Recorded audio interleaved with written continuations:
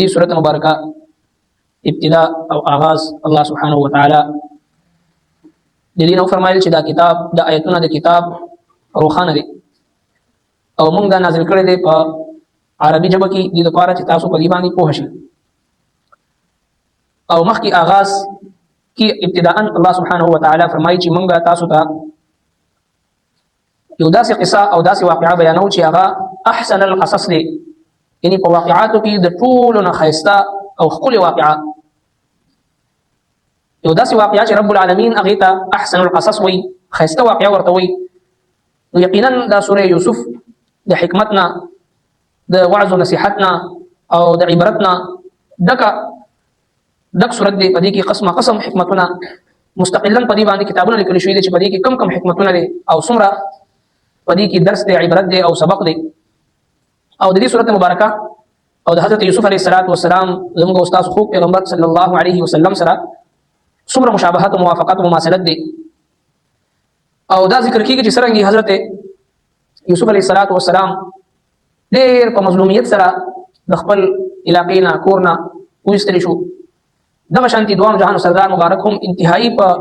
تکلیف ده رویې سره مکې معظمې نه وایستلی شو، هجرت یې وفرمایل. او د حضرت یوسف علیه السلام هغه هجرت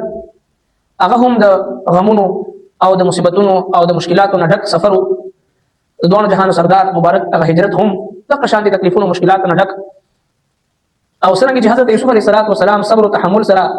استقامت او استقلال او بردباری سره هغه ټول مصیبتونو باندې صبر وکړو، دغه شانتي دوه جهان سردار مبارک هم صبر او تحمل سره رضا بالقضاء په بنیاد باندې د الله د فیصلې مطابق هغه ټول باندې استقامت او صبر اختیار کو. څرنګه چې بالاخر د حضرت یوسف علیه السلام مخالفین رالل خپو ته پرېوتل، دغه شانتي د رسول الله صلی الله علیه وسلم هغه مخالفین هغوی د فتح مکې په موقع باندې رالل، د حضرت د نبی علیه السلام مبارک خپو ته پرېوتل. او څرنګه چې د فتح نه بعد کامیابی او کامرانۍ نه بعد هغه لسهونه د یوسف علیه السلام رالل خپو ته پرېوتل، فخروا له سجدا، پرېوتل په سجده، معافیان یې غوښتل. دغه شانتي یوسف علیه السلام هم ورسره دا معامله وکړه، ورته وایي چې لا تثریب علیکم اليوم، نن ورځ په تاسو باندې هېڅ قسمه ملامتیا نشته دی، هېڅ قسمه زه ستاسو نه ګیلمن نه یم. یغفر الله لنا، الله رب العالمین د موږ ته بخښنه وکړي، تاسو ته د بخښنه وکړي، زما تاسو نه هېڅ قسمه چې دی هغه ګیله شکوه نشته دی. رحمت دو عالم صلی الله علیه وسلم مکه معظمه فتح کړه او په دې موقع باندې عام اعلان فرمایل، دا الفاظ فرمایل لا تثریب علیکم اليوم، هېڅ قسمه په تاسو باندې نن ورځ باندې څه چې دی ګیله شکوه دا نشته دی. چې څوک بیت الله حرم پاک ته داخل شي هغه ته امن دی، څوک چې د ابو سفیان رضی الله عنه کور ته داخل شي هغه ته امن دی. او نبی رسول الله فرمایل چې څوک خپل کور ته دننه شي او دروازې بند کړي هغه ته هم امن دی. دا د تاریخ انسانیت یو عظیم فتح وه چې هغه خلک نن مکې معظمې باندې فاتح شو، چې کوم خلک داسې حالت کې هغوی د مکې معظمې نه ویستري شوي چې دا هغوی بس سکروټو باندې سملولی شو، د هغوی د وجود ویلې کېدو په وجه باندې، د هغوی د وجود وازګه ویلې کېدو په وجه باندې، د هغوی وجود سوځېدو په وجه باندې هغه سکروټې به مړې شوې، تختیدار باندې لټکو کړی شو، په دېګونو کې وخټ کولی شو، په میخونو په وجودونو باندې میخونه ټکوالی شو، او دغه شانتې په زنځیرونو کې وتړلی شو، په ګرمو شګو باندې راښ کړلی شو، او ښځه بچي جایداد هر څه ضبط کړی شو. 2 لاس او 2 خپې چې دی هغه لوی سرمایه‌دار تاجران عزتمند درانه خلک هغه چې د مکې معظمې نه ویستلی شو. نن هغوی فاتحانه انداز کې رال او فاتحین د مکې مکرمې دی. عام خلکو دا خیال چې نن به خونریزي کېږي او وینه به تویږي، د مکې کوڅې به د وینو ډکې، او د الله محبوب پیغمبر ارشاد فرمایل چې نه، لا تثریب علیکم اليوم. کوم الفاظ یوسف علیه السلام ویلو د فتح نه بعد، د کامیابی او کامرانۍ نه بعد، د بادشاهت میلاوېدو نه بعد، او خپل لسونه خپل ځان مخې ته سر په سجود لیدو نه بعد، او انتهایی ملامتیا حالت کې لیدو نه بعد فرمایي لا تثریب علیکم اليوم، هېڅ قسمه تاسو باندې زما څه ګیله شکوه خفګان نشته دی. دغه شان نبي علیه السلام هم فرمایل لا تثریب علیکم اليوم. بهرحال په دې صورت کې الله تبارک وتعالی دې ته احسن القصص ورته وایي، ځکه د نبي علیه السلام او د یوسف علیه السلام د ژوند ډېر زیات جوړ او کلک نسبت او تعلق او مشابهت یو شانتي دی. ځکه رب کائنات فرمایل چې نحن نقص عليك، مونږ بیانو تا ته احسن القصص، هر ډېر ښه قصه، احسن القصص بما اوحینا، احسن ښایسته قصص، واقعي ته قصه ویلی شي د هغې احسن القصص بهترین واقع تاسو بیانو. بما اوحینا الیک، په دې وجه چې مونږ وحی وکړه تا ته هذا القرآن، د دې قرآن. الله رب کائنات چې ورته احسن القصص وایي نو مونږ تاسو ته هم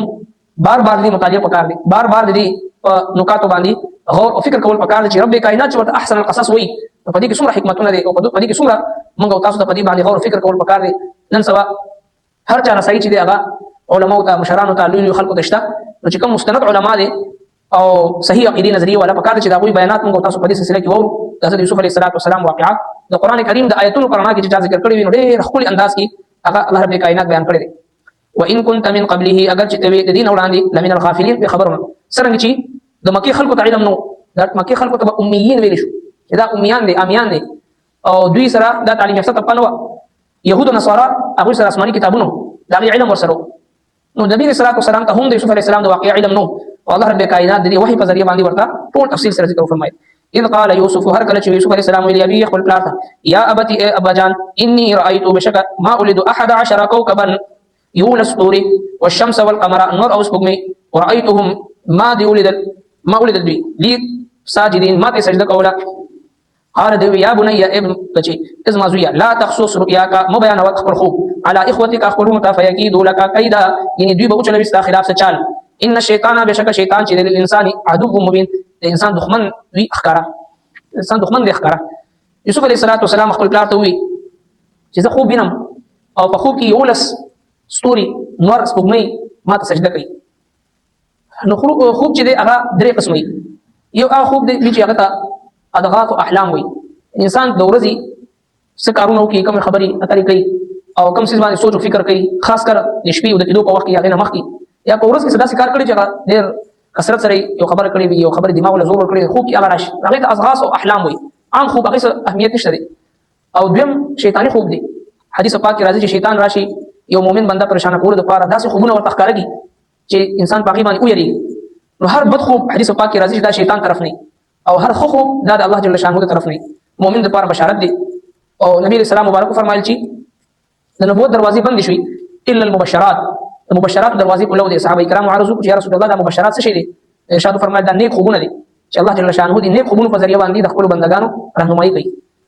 نو لہذا دا نبی رسول الله مبارک فرمایي چې دا خوب د نبوت سلوختم حصہ ده سلوختم جز دی دا خوب چې څنګه انبیاء کرامو ته وحی راتلو کشف ورته کېدو القا ورته کېدو زړه الهام ورته کېدو دغه شانتي الله تبارک وتعالى نیکانو صالحانو بندگانو رهنمایي د خوب په ذریعہ باندې کوي. نو یو اضغاث او احلام لا یعنی خوبونه دي او دویم شیطانی خوب دي او دریم هغه رحماني خوب چې کوم الله تبارک وتعالى کوم ته مبشرات ویل شي الله جل شانه دغه په ذریعہ باندې د بنده رهنمایي کوي.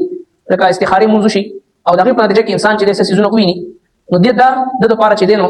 الله تبارک وتعالى طرف نه یو رهنمایي وي. نو حضرت یوسف علیه السلام کولی دو چې یولس ستوري او دا شانتي سپوږمۍ او نور ما ته سجده کوي. حضرت یعقوب علیه السلام پیغمبر د دې په تعبیر باندې پوه شو چې دا یولس رونه دي او نور او سپوږمۍ نه مراد دا پلار او مور دي او دوی چې دینو یوسف علیه السلام ته سجده کوي. یعقوب علیه السلام په دې پوه شو چې داسې حالات براشي او داسې وخت براشي چې دا زه او کور ولا او دغه شانتي پلار او مور او دغه شي دا یولس رونه دا ټول به یوسف علیه السلام ته په سجده ورځيږي او داسې وخت براشي ټول به تابع وي.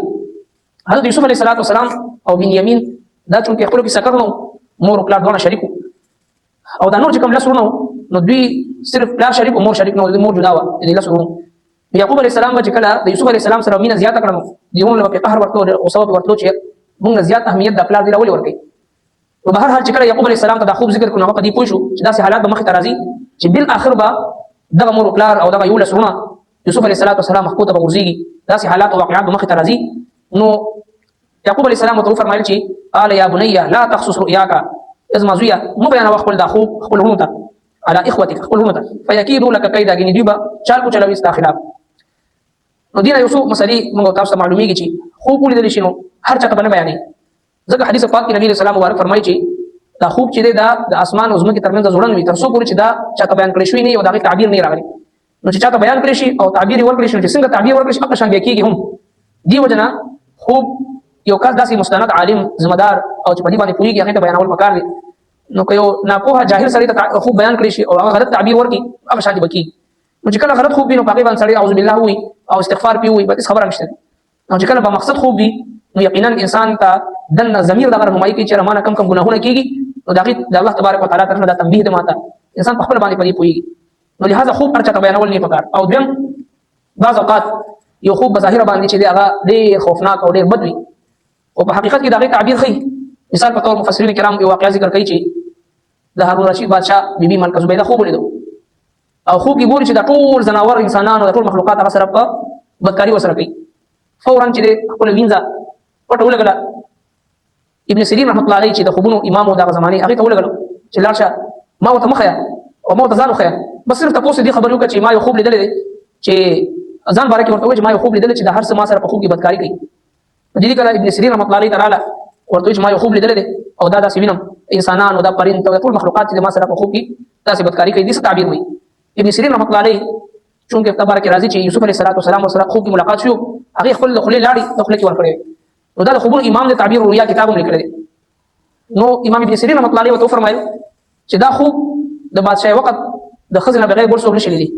او لاړ ورته ویا چې کم مخلوقات چې تعالی درې نو د دې ټول مخلوقات ته به فائدہ رسي الله تبارک وتعالى به تعالی لا سبب دې ټول ته فائدہ رسي نو سو وخت بعد چې د ملکه زبیده لګیا شو نهر زبیده چې کوم د شام نه راوستو دو خپل خاون باندې هارون رشید باندې او مکی معظمه ته اوس هم چې کله حجاج زی او عرفات باندې په دغه ځای باندې نهر راتیر دي او اوس هم دغه علامات نخنی خاني موجود دي او ډېر سو کال چې دغه نه انسانانو دغه شانتي د ټول مخلوقات چې څومره مرغان دي او څومره ځناور دي ټول دغه نه استفاده کو او بشمار مخلوقات په تبع دغه نه فائدہ رسیدو نهر زبیده الله تبارک وتعالى کارت واغشت نو معلومه شو د هر خوب غلط تعبیر چې کول نه پکار بعض اوقات بظاهر یو خوب داسې چې موږ ډېر خوفناک ښکاري او دغه تعبیر چې هغه ډېر مناسب دي نو لہذا او خوب کې چې دین او چاته زنانه ښکار شي زنانه خوب ویني نو دا دغه لپاره بهتري دلیل دی د کامیابی دلیل دی او دا شان چې سړی خوب چې اوه دا ویني ښکار شي ورته دا د انسان د سفر دلیل دی او چې کله خوب کې ورته په ښکار شي په ویني نو دا د سلیم الفطرت انسان باندې دلالت کوي او دا شانتي او خوب کې کشته بیا مو کشته وګوري نو دا د انسان لپاره د نجات دلیل دی او خوب کې کجوره ویني نو دا د رزق د فراخي دلیل دی چې د الله جل شانه رزق هغه فراخ ورکړي نو به هر حال د خوب علم د ځان ته یو سمندر دی چې کله خوب ولیدل شي نو دا غي غلط تعبیر غشتل نه ځان ته غشتل پکار دی او نه بل غلط تعبیر ورکول پکار دی او دویم یو بل مسله معلومه شو چې ته ویني چې یو کس ته د چا نه شر رسي او نقصان رسي او تکلیف رسي خطر وي نو تاغه تنبیه ورته کول شي دا په غیبت کې نه راځي یعقوب علیه السلام خپل زمان مبارک ورته وی یوسف علیه السلام ته چې خپل د خوب تعبیر یو ته مو بیانوا دی وستا خلاف سازش وکي مخینه تنبیه ورکړه نو دا غیبت کې نه راځي ځکه چې شیطان د انسان لپاره ښکار دشمن دی نحن نقص عليك من بيانو تاتا احسن القصص دير خبصة بما اوحينا اليك بدي وجه من وحي قرتا طرفتا هذا القران لدي قران وان كنت اگر چتوي من قبله دين اوران دي من الغافلين دبي خبرنا اذ قال يوسف هركل يوسف عليه السلام لابيه يقول لاتا يا ابتي يا بجان اني رايت بشك ما ولد 11 كوكبا يولى السطور والشمس والقمر نور وسبغمي رايتهم لي ساجدين ما دي ولد الجري ما سجدي کوي قال دوي يا بني ادريا لا تقصص رؤياك مبين وقل داخو على اخوتك قلهم فيكيدوا لك كيدا دين دوي بكوچل بستا خلاف سچال ان الشيطان بشك شيطان چې للانسان عدو مبين الانسان دښمن دی اختاره صدق الله ربنا تقبل منا انك انت السميع العليم وتب علينا انك انت التواب الرحيم